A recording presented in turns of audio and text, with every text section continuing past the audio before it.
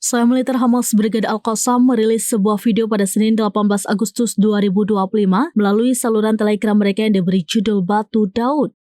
Video ini menunjukkan serangkaian serangan yang diklaim menargetkan tentara dan kendaraan militer Israel di wilayah Jabalia Al-Balad, Gaza Utara. Dalam rekaman tersebut terlihat sejumlah pejuang Al-Qassam melakukan operasi penyergapan. Awalnya mereka tampak menanam bom di beberapa titik strategis.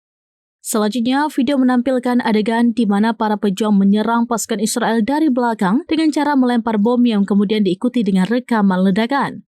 Selain penyergapan, video Batu Daud juga menunjukkan serangan mortir yang diklaim menghantam perkumpulan tentara Israel. Klip tersebut menampilkan proyektil mortir yang ditembakkan, lalu diikuti dengan visual yang menunjukkan ledakan di area yang diduga sebagai titik berkumpulnya pasukan musuh. Download Tribun X sekarang, menghadirkan lokal menjadi Indonesia.